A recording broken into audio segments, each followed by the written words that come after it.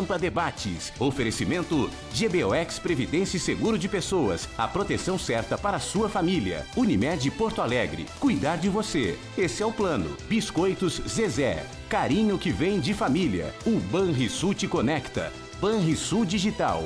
Clique e simplifique. E Sescope RS. Cooperativismo. A grande força do Rio Grande. Estamos iniciando mais um Pampa Debates. Eu vou começar por ela, né? A musa do Pampa Debates, a deputada Dani Ortiz. Prazer tê-la aqui, deputada. Prazer é meu, né, Paulo Sérgio? Sempre muito bem recebida quando eu venho aqui. Oh, coisa boa. Como é que está o governo do Estado em relação à Assembleia? Já apresentou o seu projeto de privatização de 3 estatais? 3 não precisam, né? Tem uma... A gente está... Vamos começar uma discussão, de autorização, né, de plebiscito. Em relação a isso, exatamente. Acho que tem que ser bem pensado, bem discutido, e principalmente pensar no futuro do Estado do Rio Grande do Sul, né? A gente passa... A crise financeira, ela não é uma crise fictícia, né? É uma crise real. Então, com muito... acho que o governo e a Assembleia, a gente tem que pensar uma forma de construir um futuro melhor, porque é o futuro de todos nós gaúchos, né, que está em jogo. Perfeito. Daqui a pouco vamos falar nisso. Tem 3 empresas que estas já estavam encaminhadas para o plebiscito, que é a CE, Sim. que é a Sulgás encaminhada e a mais ou CRM. menos, né, porque está na... CRM. Não. Está na Comissão de Constituição e Justiça, Sim. A comissão não tem quórum já há bastante tempo, então o projeto acaba não andando, mas sim, a indicação... Dá para trocar sim. deputados lá, botar os a favor, como está acontecendo lá em Brasília, não? Dá para fazer isso aqui também? O governo não consegue, aí não. Aqui não consegue? Lá o Temer consegue, lá em Brasília. O Temer consegue coisas Nosso eterno Procurador-Geral de Justiça, doutor Eduardo de Lima Veiga. Muito obrigado pelo convite mais uma vez. Não, o senhor não é convidado, são figuras que participam permanentemente do programa. Acho que convidado aqui sou eu. Aliás, amanhã nem estarei aqui, eu vou estar fazendo um programa lá diretamente de Nova Petrópolis, no Picote do cooperativismo. Estará aqui o Armando Burti. Doutor Jorge Terra, nosso procurador do Estado, procurador do Estado, prazer tê-lo aqui. Muito obrigado, é sempre um prazer estar aqui no seu programa e depois saber a repercussão, porque depois as pessoas ficam me dizendo no supermercado, na minha rua, né? Tem pessoas na minha rua que eu nem conhecia e que também não me conheciam, me conheceram por ter vindo aqui no programa, né? Então sempre é um prazer vir aqui e sobretudo numa mesa tão qualificada como essa. Ao seu lado está aqui o doutor Jairo Jorge, né? Nosso ex-prefeito de Canoas, agora com nova sigla partidária, PDT, pré-candidato, daqui a pouco pode ser, está sendo convenção agora. Será amanhã. Amanhã já? Amanhã já, definição. para definição. Mas vai ser a nossa pré-convenção. Seremos o primeiro partido a escolher, a definir o seu candidato a governador na pré-convenção como pré-candidato. Parabéns, o senhor é o único, né? É um desafio, né? Doutor Jairo Jorge, prazer tê-lo aqui também. Prazer também. Feito um belo trabalho em Canoas aí. Prazer enorme, Paulo Sérgio, estar aqui. Tu és um dos grandes profissionais, um dos grandes jornalistas do nosso estado, sabe a minha admiração por ti. É um prazer nessa mesa tão qualificada, especialmente nossa querida deputada Dani Ortiz, que eu tenho também uma admiração e respeito pelo canoense, né? Eu sou canoense. É canoense? Qualidade, além da inteligência, da competência. Eu pensei que ela fosse do litoral norte, ela é de Canoas. Não, eu nasci em Canoas e fui morar no Quintão. E aí depois eu vim morar em Porto Alegre. Então, um pedacinho de cada. Agora, doutor Jair Jorge, outro dia me lembrei do amigo, foi o lançamento lá da Multiplan, daquele magnífico empreendimento. O Parque Shopping. O Parque Shopping Canoas. E numa área maravilhosa, né? Aquela área era da Ubra, né? Aquela área era pertencente à Ubra, ela foi leiloada e nós fizemos lá em 2013, de forma bastante célere, 57 dias, nós licenciamos o processo do shopping. Só para lembrar que o Barra Shopping em Porto Alegre levou 5 anos. E nós fizemos em 57 dias. Graças a isso, a obra começou de forma célere, rápida, e quando a crise chegou, não podia mais parar a obra. E a obra está agora, dia 9 de novembro, vai ser a entrega deste shopping. E um lugar belíssimo. Eu digo para você, não existe em Porto Alegre um lugar tão bonito quanto aquele. E são 450 milhões de investimentos e 3 mil novos empregos para a cidade. Mas que praça maravilhosa, né? Autossustentável, com energia solar. A praça foi feita uma contrapartida que a Prefeitura exigiu ainda no meu mandato. Ali temos um investimento de quase 10 milhões de reais que foram investidos na praça, além de toda a mobilidade, a duplicação de vias, a abertura de novas vias. Houve uma melhoria muito sensível. A contrapartida foi mais de 20 milhões em obras e investimentos para a cidade. Conhece lá, deputada, não? Essa região, eu não fui lá, eu conheço só de... Não, olha aqui, não dá para não conhecer. Eu conheci o projeto, mas não fui. Lá? Não conheço. Conheço, na rua Dona Rafaela. Né? Isso, exatamente. É que tem regiões Tem um amigo lindas. que mora, um amigo médico, Mário, só tem dívida porque eu ia no aniversário e não fui, né, da Janaína. E eu sei que é bem próximo, ele é um bairro Moinhos de Vento, né? Isso, exatamente. Exatamente Próximo desse assim. bairro. Ali nós temos, né, também as fontes das águas dançantes, com música, Copiando iluminação. Cachoeira, eu sabia que vocês iam copiar. Na verdade, se copiou Las Vegas, lá, né? mas eu tenho certeza que Cachoeira e Canoas estão juntos. É que Las Vegas copiou Cachoeira, eles Mas é verdade, aqui, claro, Cachoeira antes de mas Las eu não Vegas. estou falando brincadeira aqui, eu tô A falando mesma empresa que fez, em um dos hotéis lá em Las Vegas, fez essa iniciativa para Multiplan. Então, eles investiram consideravelmente exatamente para ter ali um ponto turístico, para ter um ponto, né, da comunidade. Ficou um dos parques mais bonitos do Rio Grande do Sul. Sabe que a Fonte das Águas Dançantes de Cachoeira foi criada, doutor Luiz Carlos Bodaneto, chegando aí, nosso cardiologista. Fiquem tranquilos, aí, vocês estão com problema de coração. Agora já temos cardiologista, já temos atendimento médico. Mas ela foi construída, idealizada por um cachoeirense. Artibano sabe. E eu fiz um baile de debutantes quando era vice do Cantegril, nos gloriosos momentos do Cantegril, com a Fonte das Águas Dançantes dentro do salão. E é pouco explorado, né? E é tão bonito isso. Eu vi tem um parque muito lindo em Lima, no Peru, que tem, né? É um parque enorme, que tem vários tipos, né, de fontes com águas. Tem umas que formam túneis, enfim. É um negócio sensacional, assim, um parque maravilhoso, que atrai uma quantidade enorme de turistas, e a gente com água abundante aqui, que poderia estar usando mais desses recursos, até porque a gente discute muito segurança, né? Hoje eu estava conversando com delegados da Polícia Civil, mais um diretor da EPTC, sobre a questão da segurança pública no Estado, e um foco muito grande no roubo ao transporte coletivo, ônibus e lotações.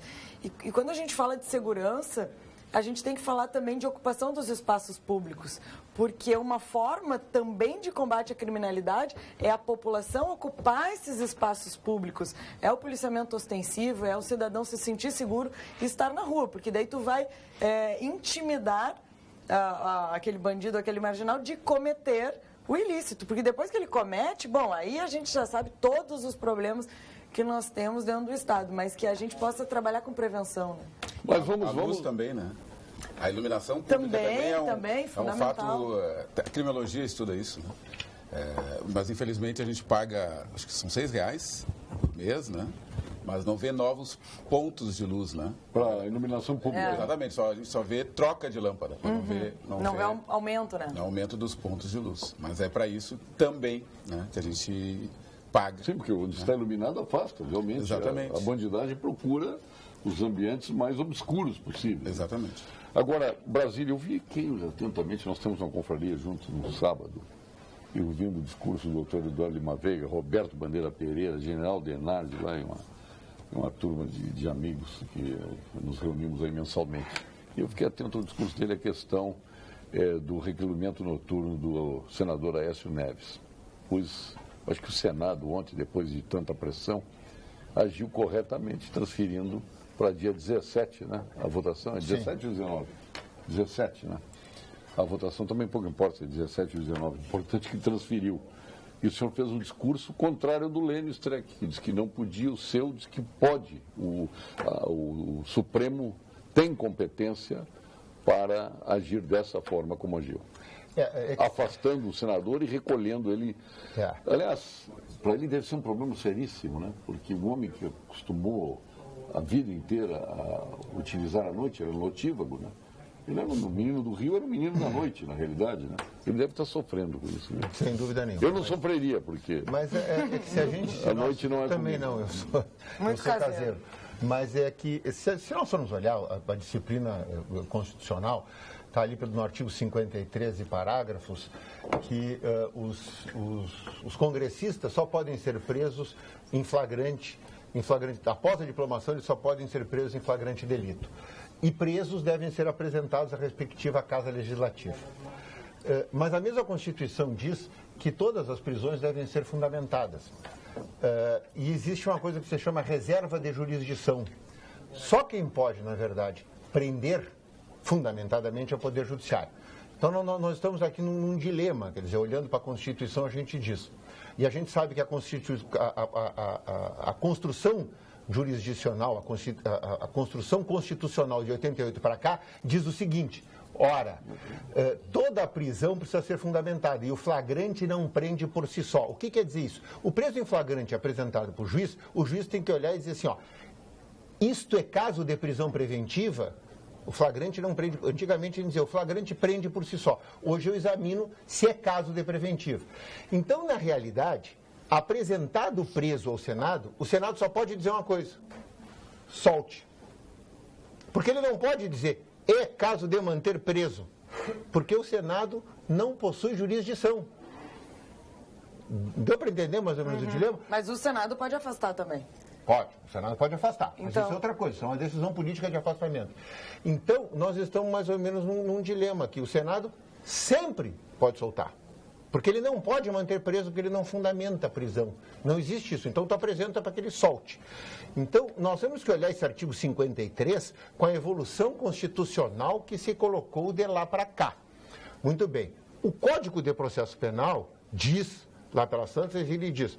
São medidas, porque antigamente a gente olhava e se dizia o seguinte, os crimes inafiançáveis. O cara estava preso e era inafiançável. O juiz fazia o quê? Olhava imediatamente, é caso de soltar, solto. Crime afiançável, que é o menos grave. O cara arbitra fiança. Tá, mas e se for o caso de soltar? Por que o crime mais grave, o inafiançável, eu olho se é para soltar? E o inafiançável eu arbitro fiança e não olho se é caso de soltar. Existia aqui uma incongruência toda sistêmica. Então, a primeira coisa é, eu olho se é para soltar. Hoje tu olha. Primeira coisa, eu olho se é para soltar. Se não é caso de soltar, eu arbitro fiança. Se não é caso de soltar, eu fundamento a preventiva. Ou decreto uma medida cautelar diversa da prisão. Esse é o sistema. E o Código de Processo Penal, que foi inovado recentemente, faz um par de anos, ele diz explicitamente, são medidas alternativas à prisão. E arrola as medidas alternativas. Dentre elas está o recolhimento domiciliar, que o Código de Processo Penal diz explicitamente que é medida alternativa. Não é a prisão. Mas vamos mais gravemente, vamos ser mais grave. O exemplo não é meu, é do Procurador da República, do Douglas Fischer. Vamos supor que um senador, ou um congressista, esteja cometendo uma série de crimes. Que ele seja um serial killer, que esteja matando as testemunhas de um processo movido contra si. E eu tenho prova disso, mas não o prendo em flagrante. Eu não posso decretar a prisão dele? O Supremo não pode decretar a prisão? Porque o artigo 53... parágrafo diz que ele só pode ser preso em flagrante? Que, na realidade, quem roubou dos cofres públicos, que é o dinheiro dos impostos do cidadão, que tira o serviço do cidadão, ele é um serial killer. Eu acho que gostei do exemplo, ele não serve. Mata gente nas estradas, nos hospitais. E a pergunta que fica segue é assim, matando, né? Vamos adiante. Todos os dias. Vamos adiante. Toda a prisão... E decorre da Constituição, ela precisa, e o cidadão precisa, toda a decisão de prisão precisa ser fundamentada. E se o Congresso chega à conclusão, então, de uma prisão em flagrante, que é caso de manutenção da prisão, quem fundamenta essa prisão? Qual é o motivo da prisão? Porque ela precisa ser fundamentada. Quem é que fundamenta? Não pode ser só na votação. Olha, vamos fazer uma votação aqui, olha aqui, ó. Tu está preso por 52 votos. Qual é a fundamentação da prisão? 52 votos. É interessante, porque o caso do Aécio... E aí eu vou mais longe. Como é que o advogado aí recorre dessa prisão? Porque você olha, então eu vou recorrer dessa prisão. Daí decorre Vai recorrer ao Senado? A reserva de jurisdição é essa. Eu vou recorrer para quem dessa prisão? Para o Senado? Se é o Senado que manteve a prisão? Essa é a incongruência do sistema. Daí vai que só quem pode... A única coisa que a Casa pode fazer do Senado é relaxar a prisão. Eu volto à pergunta inicial. Aí, quem decreta a prisão? Nós não podemos chegar à conclusão que o senador da República jamais pode ser preso cautelarmente, em hipótese nenhuma. Porque não é isso que a Constituição garante. Não é isso que ela diz. Não é isso. Não é isso. Então vamos começar o debate aí. E não há interferência... Não parece aos senhores que o episódio do Aécio é muito parecido com o episódio do Delcídio Amaral? Sem dúvida, sem dúvida. Por que de um lado se tomou um tipo de medida e do outro agora se procura tomar outro? O que é? Tem muita gente comprometida agora, que no episódio do Delcídio não tinha tantos comprometidos. Não tinha gente com 13, 14, 15, 16 processos. Mas talvez agora não seja, mas talvez aí uma pergunta, eu não entendo nada disso, obviamente, minha área médica difere totalmente.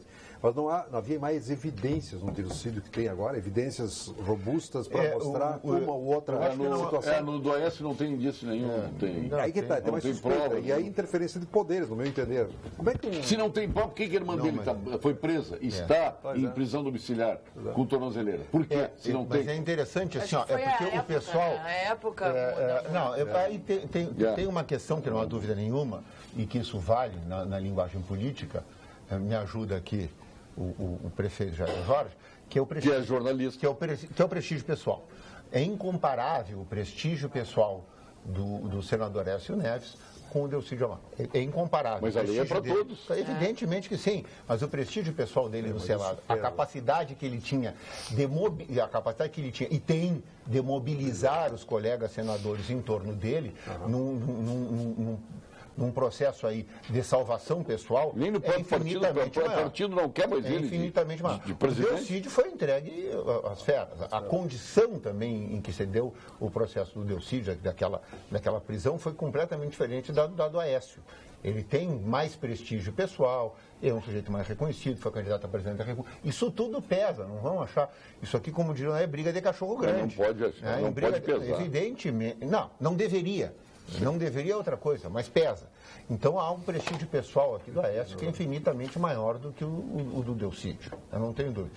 Mas que a lei diz que é uma medida diferente da prisão e que o Supremo pode impor prisão, eu não tenho dúvida nenhuma. Ou nós vamos chegar à conclusão de que os senadores não podem ser presos nunca. Nunca. Em hipótese nenhuma. Nem em flagrante. Nem em flagrante. Se eles soubessem antes que isso iria acontecer, eles já teriam feito isso. E mais, vão fazer agora. Quanto ao afastamento do cargo, há precedente no Supremo, porque o Eduardo Cunha foi afastado do cargo. E ninguém chiou. Ninguém chiou.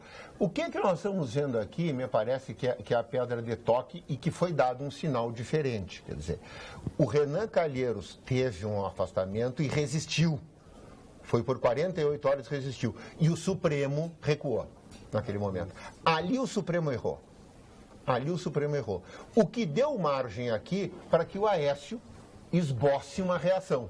E ele está experimentando essa reação que o Renan tentou e foi vitorioso. O Renan reagiu e foi vitorioso contra uma decisão do Supremo, que era uma liminar do Marco Aurélio. Qual é o problema? Era o Marco Aurélio que é sempre vencido. É o sujeito mais vencido, o voto mais vencido no Supremo Marco Aurélio, que deu uma liminar e foi vencido. Foi vencido, ele recuou. Agora, quem perdeu a força lá foi Gilmar Mendes, no tribunal.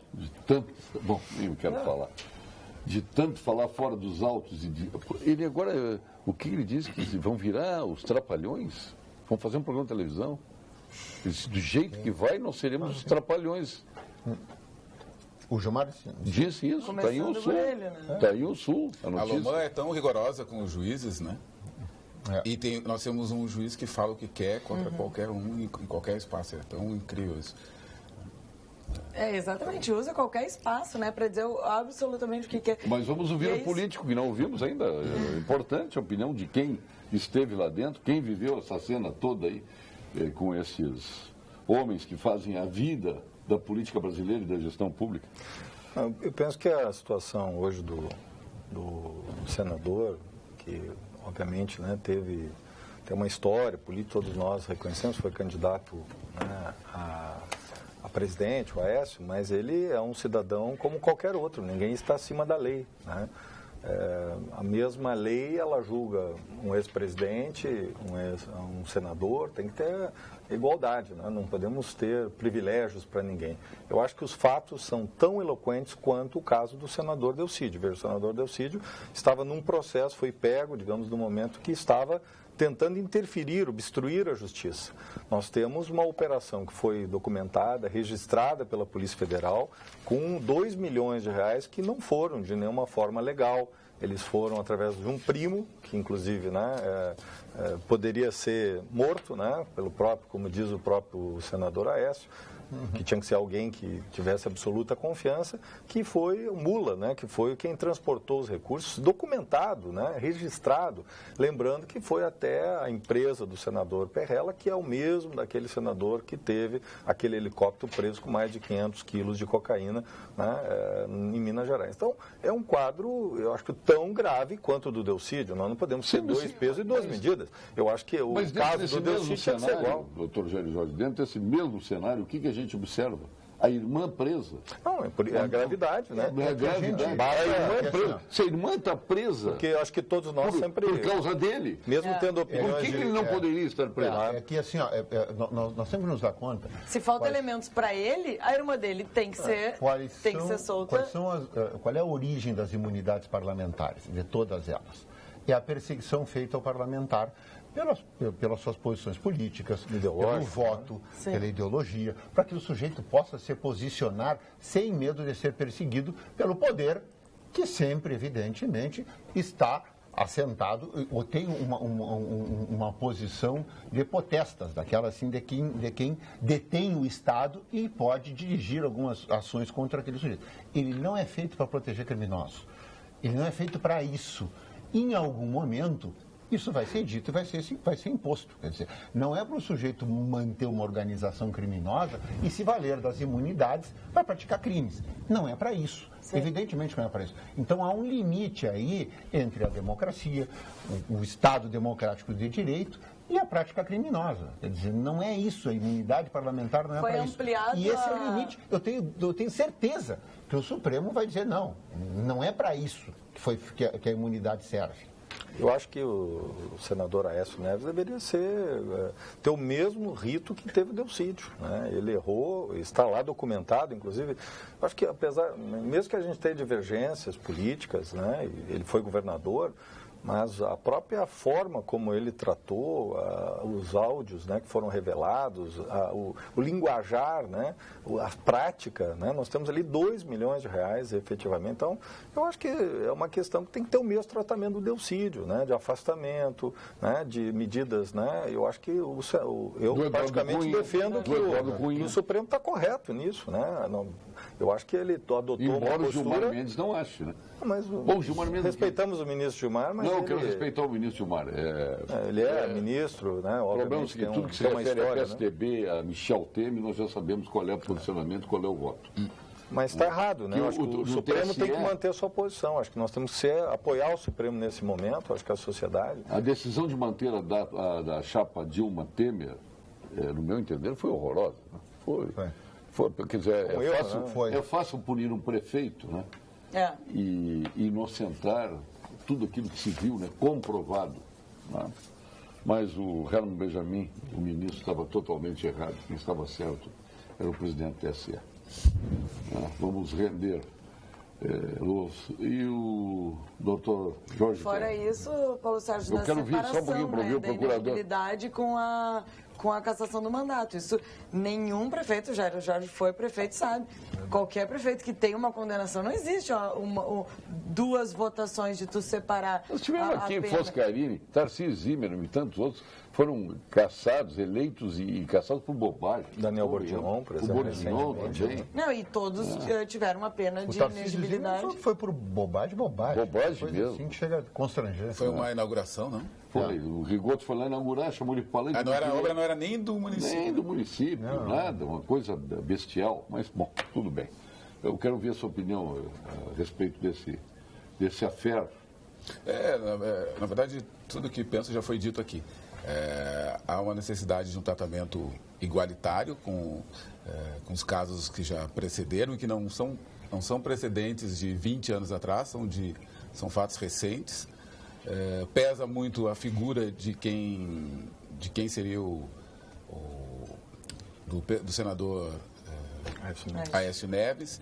Pesa também o fato de que ele precisa de apoio, esse apoio vem porque também o PSDB pode se afastar do governo e não apoiar Temer nas suas iniciativas e também de se manter. Então é uma costura que se faz e que as decisões acabam não sendo eminentemente jurídicas, elas acabam sendo ou menos jurídicas do que políticas. Como diria o Leonel Brizola, isso são interesses. Exatamente. São interesses de toda a ordem que estão em jogo aí. Exatamente. Mas, felizmente, até acho que se evitou um grande conflito, uma crise institucional bárbara entre o parlamento, até o executivo no meio e o poder judiciário com essa questão. Porque se o parlamento, hoje, através do Senado da República, resolve liberar o Aécio Neves, estaria instalada a crise. Sem dúvida. Tendo um grande advogado, o parlamento, lá no próprio Supremo, que é o ministro Gilmar Mendes. Então, é por aí. Cremers intensifica a fiscalização de hospitais e postos de saúde no Estado. E entre as cidades vistoriadas estão Caxias do Sul, está Livramento, está Canoas, São Leopoldo e Taquara. Foram verificados problemas em função da má gestão e principalmente da insuficiência de verbas, resultado de condições inadequadas de trabalho concedidas aos médicos e de atendimento à própria população. Cremers, estado de alerta pela saúde. Não esquecendo que também, em termos de fiscalização, o Conselho Regional de Medicina Veterinária está aí, rodando o Estado. Já foram 960 mil quilômetros nos últimos 5 anos. Isso equivale, viu? O senhor sabe quanto? Porque a política está rodando todo o Estado. Há 23 voltas na terra, tudo para garantir as melhores condições de atendimento e atuação nas áreas de medicina veterinária e zootecnia. Conselho Regional de Medicina Veterinária do Rio Grande do Sul, responsabilidade e cuidado com a vida. E vamos agora à mensagem do meu conselho, Conselho Regional de Engenharia e Agronomia do Rio Grande do Sul. CREA-RS, em Foco. O Conselho atua em todo o Estado com 44 inspetorias para fiscalizar o exercício profissional, coibindo atividades técnicas de pessoas não habilitadas e garantindo a segurança da sociedade nas obras e serviços da área tecnológica. Acione o Disque Segurança pelo número 0800 510 2563, 0800 510 2563. CREA do Rio Grande do Sul, valorização e defesa da área tecnológica. Acreditar no seu futuro é investir nele, hoje e sempre. Por isso, a Unicred tem linhas de crédito com taxas mais atrativas. Este é o papel de uma instituição financeira cooperativa, ajudar você a realizar os seus projetos todos os dias. Visite uma unidade de negócio da Unicred da sua região e conheça as melhores linhas de crédito para você. Unicred, mais valor para você. Tem 3 vocês, mas é vocês mesmo, os beneficiários da Unicred. Né? Vamos agora ao quadro de saúde com a doutora Daniela Cornélio. Aliás, deu um excelente debate aqui do doutor Bodanese. Na segunda-feira estava aqui a doutora Andressa, a doutora Morgana, a doutora Daniela, a senadora Ana Amélia Lemos, e lá estava contrariando algumas das coisas preconizadas por elas, o nosso secretário Gabardo da Saúde do Rio Grande do Sul. Pois vamos à doutora Daniela, da equipe do doutor Gilberto Schwartzman. Fale, doutora Daniela. Boa noite. Eu sou a doutora Daniela Cornélio, médica mastologista do Instituto de Oncologia Kaplan, e hoje eu quero trazer uma ótima notícia. Agora em nosso meio já existe o One Day Diagnosis, um serviço de diagnóstico para doenças da mama em um dia. A linha do tempo do diagnóstico do câncer de mama geralmente é longa. Desde a percepção de um primeiro sintoma até o diagnóstico definitivo costuma levar em média de 4 até 6 semanas. Essa demora no diagnóstico gera uma ansiedade muito grande na paciente e também atrasa o início do tratamento, podendo inclusive impactar nas chances de cura dependendo do tumor. Pensando nisso, o Instituto de Oncologia Kaplan está implementando um serviço pioneiro, a exemplo do que já é feito em centros de excelência na Inglaterra, França e Canadá. Com essa abordagem, em um dia, nós já podemos fazer o diagnóstico, aconselhar a paciente e planejar o tratamento. Tudo com uma equipe multidisciplinar de médicos especializados em doenças da mama, incluindo o cirurgião, oncologista, radiologista e patologista. Oferecer excelência no tratamento e no diagnóstico é um compromisso do Instituto Kaplan. Boa noite. Obrigado à doutora Daniela Cornélio. Agora, em termos de médico, foi agora para a prisão domiciliar do doutor Roger. É interessante porque as artilharias se voltaram contra ele, o mundo hoje é contra ele. Isso tem até um destaque muito maior que uma pessoa que mostrou num apartamento 500 e tantos milhões. Mas não é um assassino. É um assassino direto, sim. Tem pessoas morrendo nos corredores dos hospitais, nas estradas, tudo por falta de recursos, dinheiro que foi desviado para a corrupção. E outros pelas obras inacabadas, mal feitas, pela incompetência da gestão. Mas eu gostaria de ouvi-lo, doutor Bodanelli. Não, sem dúvida. Eu faço parte do Conselho do Rio Grande do Sul.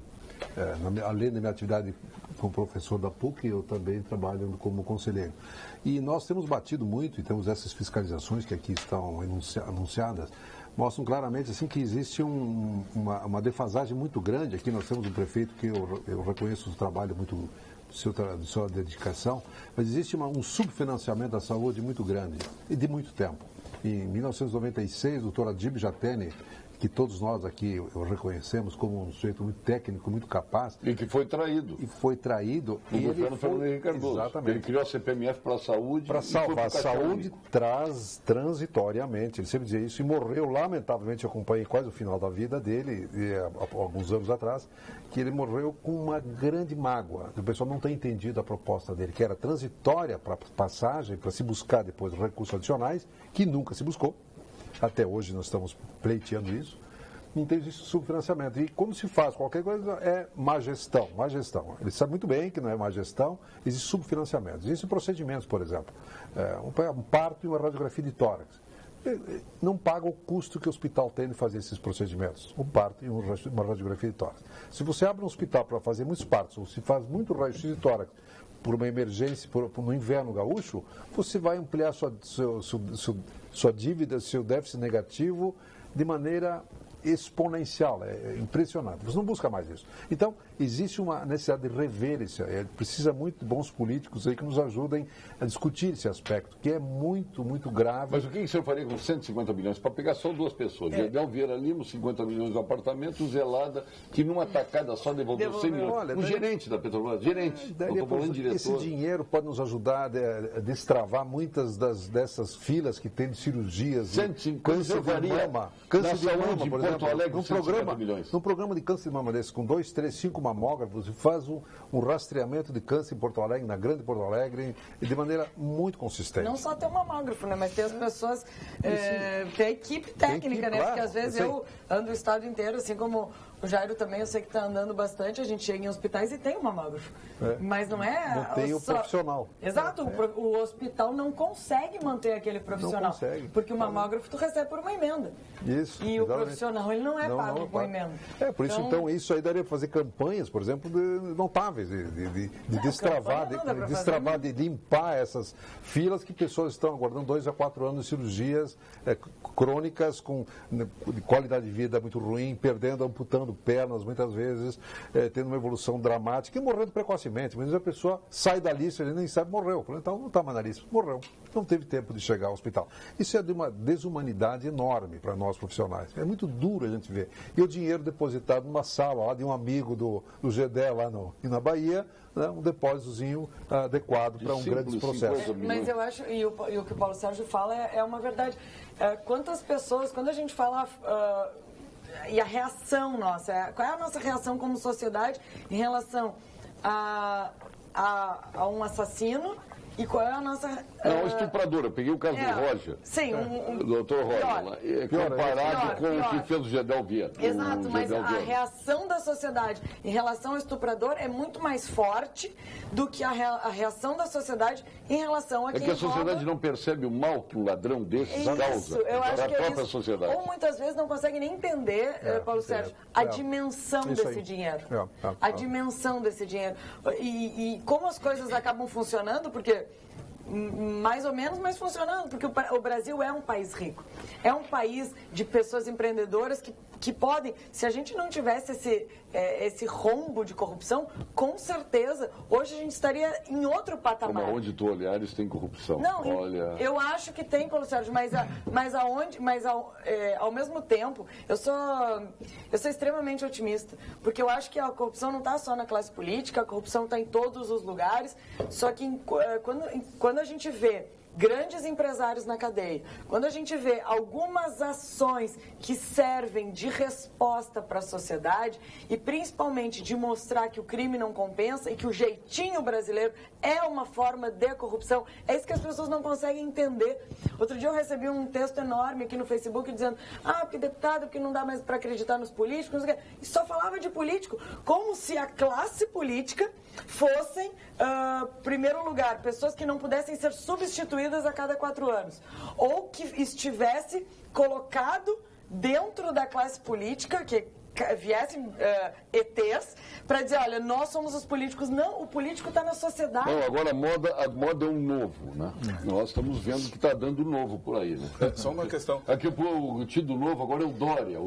Agora eu pergunto, o Dória é popular ou é populista? Mediático. Porque as pessoas não sabem que é ser popular ou ser populista. A gente citava o exemplo do Médici. O Jânio Quadros foi o novo também, né? Foi o novo, né? O Collor Mello foi o novo. Com 2 experiências. Mas o Médici era taxado como populista, porque é para o estádio com radinho, aquilo ali era para ganhar uma coisa que ele não era habituado a fazer, não era do hábito. Não, ele fazia desde jovem aquilo, ele não fazia porque era presidente da República. Eu vou com o radinho também. E para agradar eleitorado, né? Essa é a diferença. O populista, ele faz o que não gosta para agradar eleitorado, até veste macacão de gari. Até veste roupa de motorneiro, como fez o Jânio Quadros, né? Este é o populista. Desculpe, só retomando um pouco essa questão do médico, né, a comparação do médico com o político. O fato é que a relação que nós temos com o médico é uma relação muito íntima e de extrema confiança. Sim. Bom, então, mas eu não quis usar o médico, o Paulo Sérgio jogou, mas eu estou falando de qualquer estuprador em geral, assim. Não, estuprador também. Estuprador a gente... Qualquer bandido, qualquer criminoso. Tá. Mas qualquer bandido, então... que tem o tipo de bandido que rouba da sociedade e a sociedade não percebe. O cara aquele que pegou a menininha no supermercado, se aquele cara está andando na rua, ele é linchado. Entendeu? Então, assim, é a relação que se faz e o que provoca o Paulo Sérgio fez a relação com o médico. As pessoas se sentem mais aquela relação porque aquela relação é pautada na confiança. E os políticos, desculpem os dois aqui presentes, mas não gozam da mesma visão que a sociedade tem dos médicos, não é a mesma que nós temos dos políticos. Né? Então, quando o que está errado, né? Sim, mas é a visão que as pessoas têm. Né? E agora, com relação a esses crimes que, na verdade, eles produzem danos maiores do que aquele dos 53 milhões, isso realmente, mas isso é uma coisa que não é muito falada nem no campo do direito, né? Nem quando a gente aprende. Né? A gente aprende com relação a fatos isolados. Furtou, roubou, foi um valor tal, mas não discute quais são as repercussões daquele crime, as consequências daquele crime. Quem trata muito disso é quem trata de justiça restaurativa. Essas pessoas que tratam de justiça restaurativa, elas discutem essa questão da repercussão daquele crime para o conjunto da sociedade. Doutor Jânio. Paulo Sérgio, eu lembro assim uma frase do Martin Luther King, né, dizer que o que incomodava ele não era o grito dos maus, o grito dos corruptos, o grito dos sem caráter. O que incomodava ele era o silêncio dos bons. Eu acho que esse é o momento em que as pessoas de bem não podem silenciar. E eu vejo um certo silêncio, né? Veja que no ano passado, nas eleições de 2016, o prefeito de Porto Alegre foi o voto branco, nulo e abstenção. Não foi o prefeito Marquesan. Quer dizer, quem ganhou as eleições foi o nulo, a abstenção, né, e o voto branco. Então, Então, isso foi um silêncio. As pessoas de bem não podem silenciar. Eu vejo, né, muitas vezes a crítica à política e aos políticos, mas o Juscelino dizia que a política é a esperança. Pretensamente, eles teriam ganho a eleição e não ganharam, perderam. A política é a esperança. Eu ouso dizer que não há esperança em a política, porque a política é o espaço onde nós, né, construímos o bem comum, onde nós construímos consensos, porque se não é a política, o que é? É a barbárie, né? Como é que nós vamos construir, né? Os interesses particulares vão se sobrepor aos interesses privados? A barbárie é isso, né? E é até perigoso tu falar que a política é esperança, porque daí tu cria um personagem e que as pessoas se apegam com uma esperança em alguém. Quem é que vai nos tirar disso? Não é alguém. Salvador. Exatamente. Acho que isso é até meio religioso, assim. Não tem nada a ver. O que a gente tem que fazer é democraticamente a sociedade entendendo também qual a sua responsabilidade, porque eu tenho a minha responsabilidade, só que todos nós aqui temos as nossas responsabilidades. E quando tu vê a população não indo votar, absolutamente, dizendo não, a coisa não funciona, o caminho é o pior deles. Mas me permita fazer uma observação. Nesse circo todo, os partidos políticos são os mais irresponsáveis. Os partidos políticos como instituições. Qual é a penalidade que você dá para um partido político que nos apresenta um candidato corrupto? O que acontece com o partido político? Porque assim, no Brasil, a menos que se modifique agora, tu só pode concorrer se tu fores filiado a uma legenda. Quem escolhe, quem pode concorrer pela legenda, são os partidos políticos, são as convenções partidárias. Então eu só posso votar em quem o partido me autoriza a votar, porque eu não tenho candidato avulso ainda no Brasil. E eu acabo votando naqueles que o partido, através das suas convenções, resolve prestigiar. Que a gente sabe que é assim. É aquele que o partido resolve dar mais dinheiro, aquele que o partido resolve prestigiar mais no horário eleitoral. Às vezes não. No geral, né? Quer dizer, pode ter aqui, pode ter aqui e ali uma exceção, alguém que excepcionalmente se destaque, mas no geral é aquele que o partido despeja dinheiro, aquele que o partido coloca mais no horário eleitoral, aquele que o partido dá destaque, aquele tiririca que o partido convida para vir fazer parte da legenda, porque ele é bom de voto, porque não me interessa se ele é bom de moral, se ele é um sujeito que tem projeto, se ele é um sujeito porque ele é bom de voto, ele vai carregar com ele assim. Então nós ficamos na mão dos partidos políticos. Muito bem. Aí o partido político tem 1 ou 2 ou 3 ou 4 ou 5 deputados cassados por corrupção. Qual é a sanção que esse partido recebe? Absolutamente nenhuma. E ele procede na próxima eleição exatamente igual. E se tiver denunciado, vai lá e concorre de novo, exatamente igual. O que eu quero dizer é que as instituições são, no fim, elas são compostas de pessoas. E essas instituições precisavam sofrer, além das pessoas, alguma sanção. Porque por trás desse projeto todo tem umas cabeças pensantes. Se o partido político ficasse, por exemplo, proibido de concorrer na próxima eleição, se o partido que teve um prefeito cassado não pudesse apresentar prefeito na próxima eleição, se o partido que teve um deputado cassado ficasse sem aquela cadeira, sem poder o suplente ocupar aquela cadeira, já pensou se nós tivéssemos um deputado cassado? Se tivesse uma sanção ao partido, as coisas começariam a mudar. Doutor Eduardo, veja, nós temos procuradores, promotores que muitas vezes cometem abusos. Sim, mas isso não macula a instituição do Ministério Público. Então não será uma pessoa, até porque existe a lei da ficha limpa, que ela impede que a pessoa concorra se ela tem, digamos, um passivo de corrupção, certo? Porque a lei determina isso, né? Tem um julgamento, tem um juízo, né? Corte colegiada. Bom, os partidos procuram, tem já a lei da ficha limpa, apresentam seus candidatos. Bom, eu acho que o que os partidos têm que fazer, os partidos não são compostos de anjos, né? Eles são feitos de homens e mulheres que têm virtudes e defeitos. Eu acho que um partido ético é aquele que apura e depura. Agora, a maior resposta, ela vem do povo, né? Porque quem acha que o povo não tem autoridade...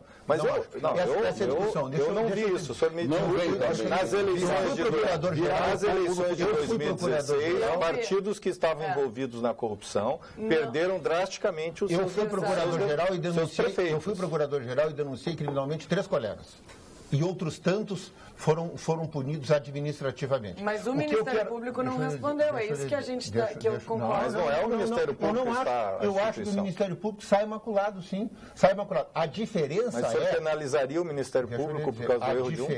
A diferença é que a gente corre.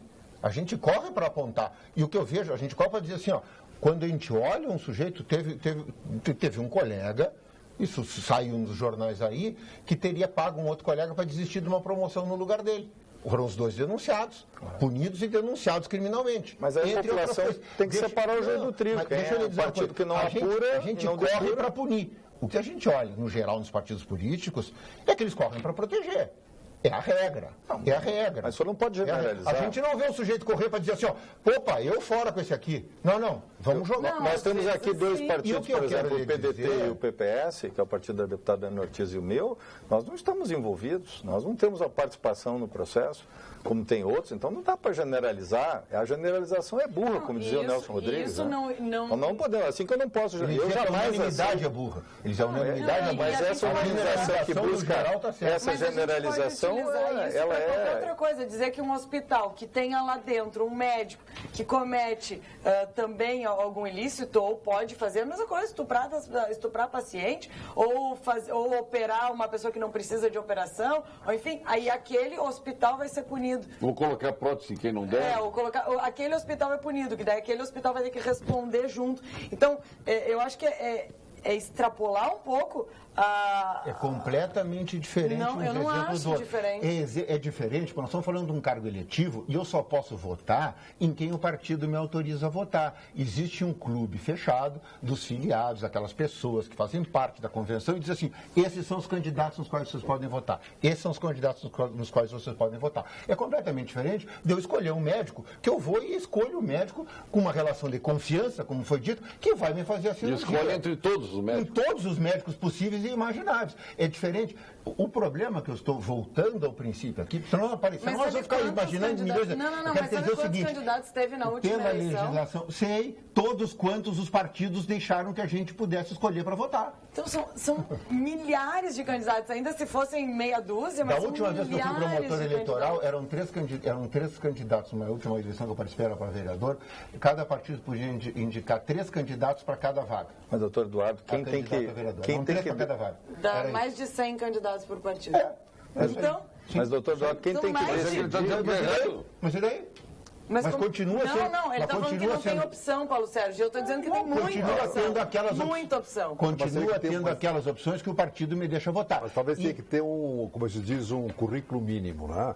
Você tem que ter, assim, no mínimo uma base. Mas daí cada partido decide o que vai fazer. Mas eu acho que isso está muito frouxo. O partido que vai determinar quem se elege não é. Não, quem se elege não, quem se candidata. Olha só, nós estamos com dois aqui. É a lista que coloca à disposição para votar. Bom, coloca à disposição para votar. Mas o eleitor que decide. Paulo Sérgio não ganhou um panfleto do partido. Tu sabe disso. Entendeu? Todo mundo sabe disso. Então, assim, agora, tu vai dizer assim, mas foi o partido que te elegeu. Ou foi o partido que indicou voto e não. Conseguisse derrubar o Paulo Doni? Não é assim. É força. Que força, hein? É que eu entendo. Entendeu? Mas é que não é a regra. Doutor Eduardo, eu entendo a sua preocupação. Então, não, mas não é regra. É uma exceção. Eu entendo a sua preocupação com a questão... Vocês entenderam a lógica do que eu estou dizendo. Mas acho que e assim, e esse problema se agudiza com a lista. Não, veja, mas a lista não existe. Todos nós somos contrários. A lista é um absurdo. E eu estou dizendo que essa macrolista também tem seus absurdos. Mas por isso, nenhum processo... Deixa eu te dizer um parênteses aqui. É por isso que em Porto Alegre os votos brancos, nulos, abstenção e abstenções ganharam do candidato vencedor. Mas veja, por isso que falta de opção. Eu só queria deixar mais... Mas era para prefeito. Mas para vereador tinham... Vários candidatos. E se o eleitor quer, ele procura e ele pesquisa. Hoje em dia, a gente tem inúmeros meios. Não é só o que está na televisão, não é só o que está pagando informação no jornal. Dá para procurar na internet, dá para procurar na lista. Ela e o Frederico Antunes. Deixa eu só colocar, porque eu não quero deixar aqui uma visão equivocada. Eu entendo a preocupação do doutor Eduardo, no sentido que, claro, nós temos que ter regras, nós temos que ter depuração. Aliás, tem vários partidos, doutor Eduardo, que estão sendo processados. O PP, o PMDB, o PT, estão sendo processados, né? Porque que, enfim, tiveram procedimentos equivocados e vão pagar, e pode até ser desconstituídos como partidos, né? Então, eu acho que a justiça tem que ser firme, dura, né? Exemplar. Mas veja que também muitos partidos, eu estou falando de alguns partidos, outros perderam. Gente tinha 600 prefeitos, elegeu 200. Isso foi uma resposta que o povo deu nas urnas. Então, eu vejo que o eleitor, ele é soberano, né? Porque nós não podemos substituir o eleitor por nenhum déspota esclarecido. Não, nem ao Ministério Público, nem à Justiça, nem ao Poder Executivo. Quem escolhe, quem deve selecionar, separar o joio do trigo é o eleitor, é o cidadão. Eu acho que esse é o exemplo de cidadania. Porque o risco que nós temos é separar, não, esse pode, esse não pode. Quem decide isso? Quem controla o controlador? Então, a democracia, como dizia o velho Churchill, né? Um homem conservador. É o pior regime, só que não inventaram nada melhor. Então, eu acredito, claro, tem que ter regras, tem que ter rigidez, mas a democracia, agora vamos ter a cláusula de barreira, que também vai ajudar a acabar com as legendas de aluguel. Tudo isso ajuda a depurar a democracia, mas nós não podemos perder a esperança, né? Porque a política é onde se resolve. Nós temos que botar boas pessoas. O Congresso que está aí é um espelho, Paulo Sérgio, da sociedade. Foram as pessoas que elegeram os deputados que estão lá. Então, vamos fazer a nossa avaliação crítica, vamos usar o nosso voto como uma arma e vamos escolher as pessoas de bem. São pessoas boas em todos os partidos, como também tem gente ruim em todos os partidos. Mas a gente tem que saber separar o joio do trigo. Eu entendo perfeitamente, e nem eu estou aqui pregando, evidentemente, contra a democracia. Mas o que me parece, o que eu estou tentando sinalizar aqui, é que aos partidos políticos é dada a pré-seleção dos candidatos. Se é candidato, evidentemente que não pré-selecionado, mas é assim, ó, é a pré-seleção daqueles que irão concorrer a qualquer cargo eletivo. Sem currículo nenhum. É a pré-seleção. Sem exigência de currículo nenhum. É o que o doutor Modenese está dizendo. Currículo mínimo. Eu estou absolutamente abstraindo a qualidade ou não disso. Quem é que faz essa pré-seleção das pessoas que serão oferecidas a concorrer aos cargos públicos? Os partidos políticos. É deles essa pré-seleção. Eles fazem, bem ou mal, sejam quantos forem, no número, se é suficiente, se é insuficiente, se eles vão chegar no número máximo permitido ou se vão ficar aquém. Essa pré-seleção é dada aos partidos políticos. E essa é a nossa lógica hoje das A pergunta eleições. É o seguinte, se resume tudo numa pergunta, é justo o Tiririca estar lá? Não. É justo? Legal é, mas não é justo. A pergunta que eu faço, os partidos políticos não contribuem em nada com correção? Nada. Mas nós poderíamos ter feito essa seleção. Mas aí a pergunta é, a culpa do Tiririca estar lá é do partido dele ou de mais de 500 mil de votos? Mas também o modelo, né, Aninha? Nós tivéssemos o voto distrital, ou o voto distrital misto, que é um modelo alemão, nós não teríamos isso, não teríamos um Tiririca. Claro. Essa que é a questão. Se nós tivéssemos um voto distrital, eu sou um defensor do voto distrital, inclusive o distrital misto, ele garantiria a representação ideológica. Por um dos sistemas mais estáveis hoje, uma das democracias mais estáveis do mundo é a Alemanha. Então nós temos ali, agora houve a condução da Merkel, então veja que é um sistema estável. E eu acho que isso seria bom para o Brasil. Isso ajudaria. Mas veja que não teve, né? Os deputados se negaram a votar. Vamos agora com o Gimo, FCDL, que comércio para os nossos momentos finais aqui no Pampa Debates. Ponto final. Oferecimento Produtos Gimo. Qualidade comprovada. FCDL apresenta Que Comércio, o maior e mais completo programa de qualificação e gestão de empresas. Agora eu vou começar para a Ana Ortiz, vou ver se ela deixa mais espaço para os senhores falar. Mas eu sempre recebo e-mails dos telespectadores... Dizendo que eu não deixo. Dizendo que o Paulo Sérgio não me deixa falar. Então, muito obrigada pelo apoio. Se eu não tenho o apoio aqui da bancada, obrigada, né, o apoio dos telespectadores. Bom, eu quero falar sobre a importância dessa força-tarefa que atua aqui no município de Porto Alegre, que é uma força-tarefa de combate ao roubo no transporte público da cidade de Porto Alegre. Os dados que foram trazidos pelos delegados da Polícia Civil, que as ocorrências caíram em quase 30% em comparação a este mesmo período de 2016 com 2017. Então, combate à violência, ele deve ser feito com diversas frentes. E aqui nós temos um grande exemplo de uma parceria que deu certo, né? Que é entre a Polícia Civil, a EPTC e o Fórum de Transportes Seguros. Então, eu quero valorizar, muitas vezes a gente fala do que tem de ruim, né? E trazer boas notícias e bons indicadores é importante. Mesmo assim, é óbvio que a gente não conseguiu ainda, e nem vai se conseguir. A utopia achar que não vai mais ter roubo nos transportes coletivos. Mas antes eram quase 10 por dia. E hoje doutor Eduardo Lima Veiga, seu ponto final. Jane Jacobs é uma urbanóloga canadense, já está bem velhinha, e ela chamava atenção para isso que a deputada Ana Ortiz dizia já na década de 60, quando começou uma cultura dessa das pessoas ficarem em casa por causa da violência, de abandono dos locais públicos. Ela já dizia que a praça pública, a via pública é do povo e o povo precisa ocupá-lo. Se o povo recua, a bandidagem ocupa aquele espaço.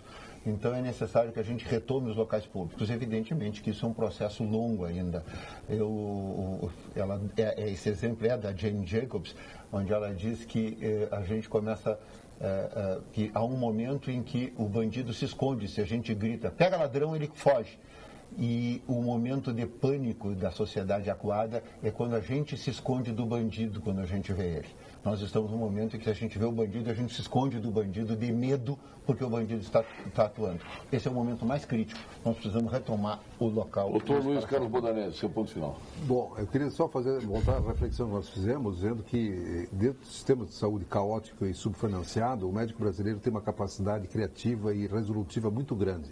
Nós somos reconhecidos no mundo todo. Em qualquer local que nós vamos para discutir, o médico brasileiro vai dizer, olha, esse médico tem capacidade de resolução.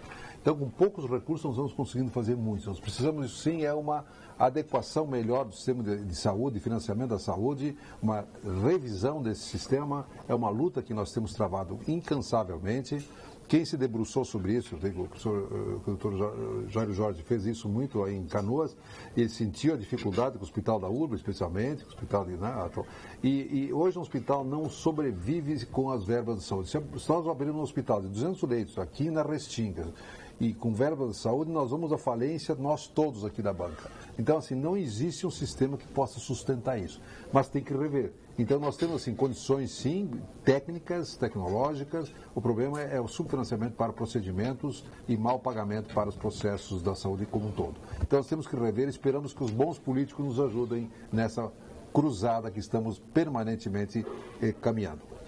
Doutor Jorge, eu queria dar notícia que hoje nós tivemos uma tarde muito viva na Procuradoria. Né? Nós fomos ao centro do governo, sabendo de dados com relação ao mercado de trabalho, da Fundação de Economia e Estatística, fomos ao centro do governo e o convencemos a criar um grupo de trabalho que reúne FIEGS, Federação, FEComércio, Rede Afro-Gaúcho Profissional de Direito, OAB, UERGS, UBRA, para tratar das diferenças de níveis de empregabilidade e de níveis salariais em razão da raça e do gênero das pessoas. Né?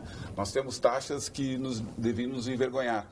Nós reclamamos de uma taxa de 10% de desemprego, só que os negros e, sobretudo, as negras enfrentam taxas de 12% há muito tempo, na região metropolitana de Porto Alegre. Não estou falando de Ferguson, estou falando da região metropolitana de Porto Alegre.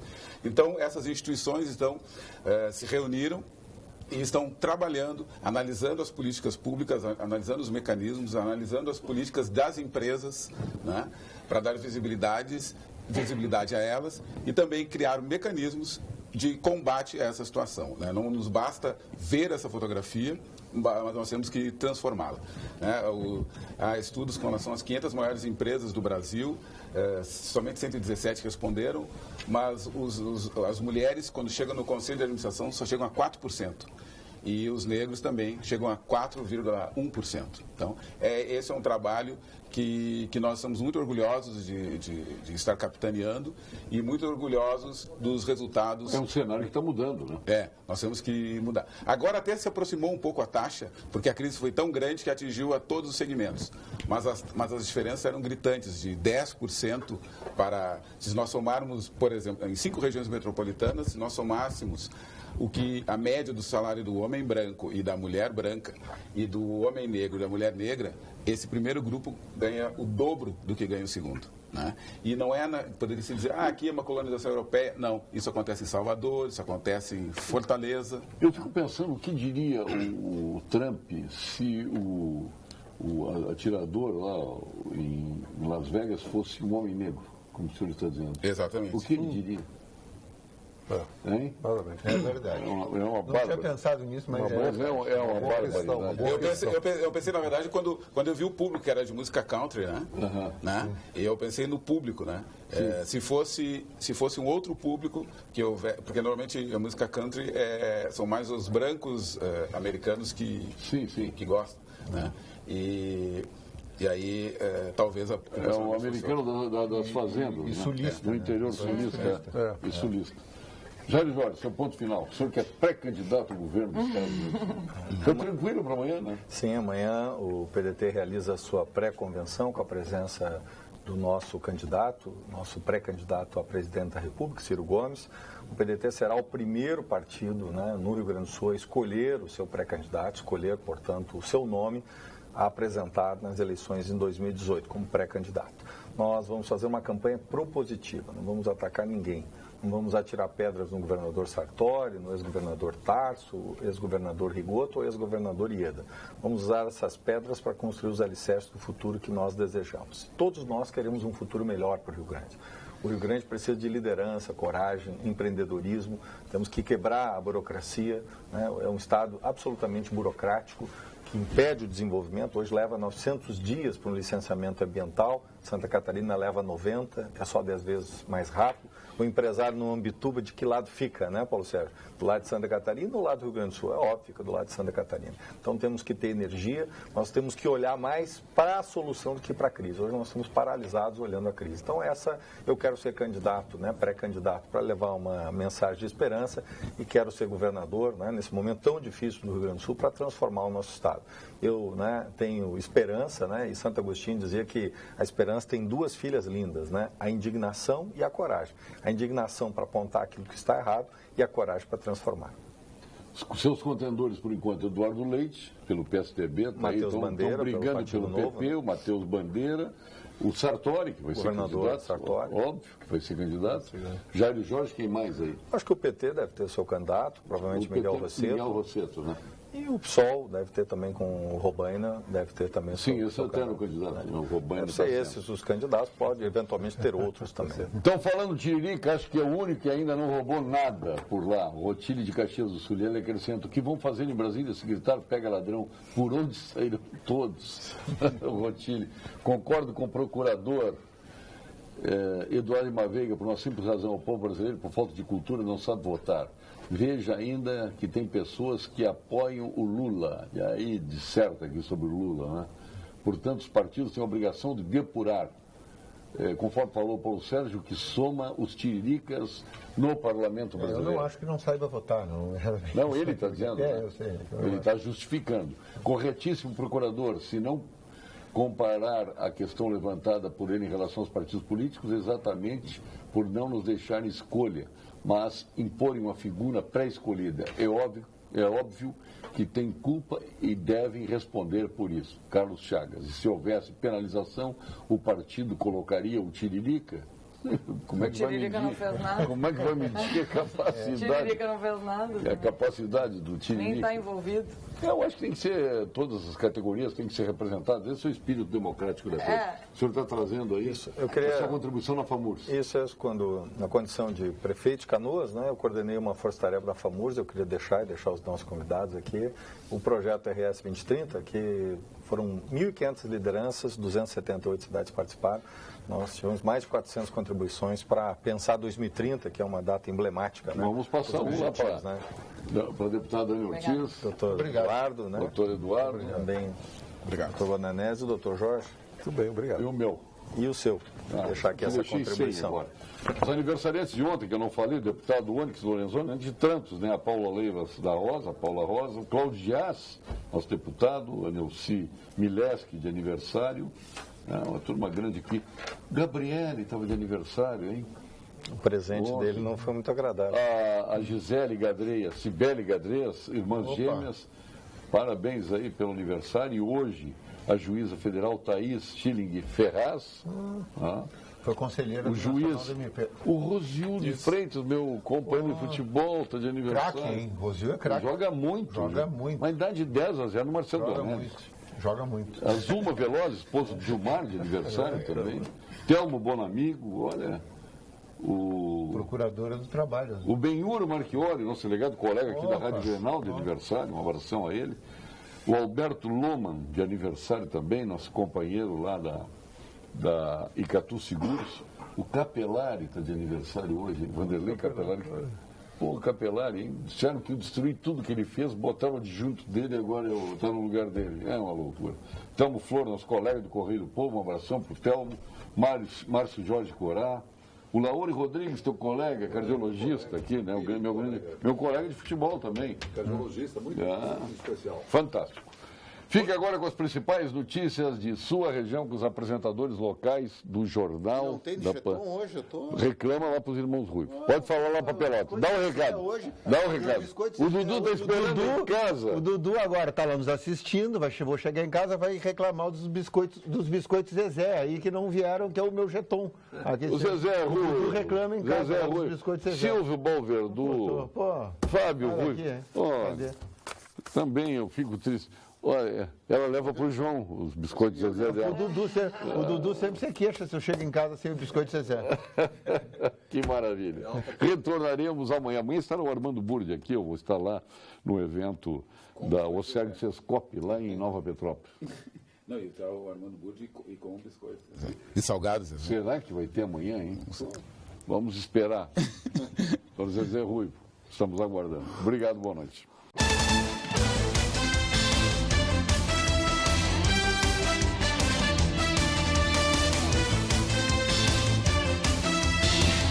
Pampa Debates. Oferecimento GBOX Previdência e Seguro de Pessoas. A proteção certa para a sua família. Unimed Porto Alegre. Cuidar de você. Esse é o plano. Biscoitos Zezé. Carinho que vem de família. O Banrisul te conecta. Banrisul Digital.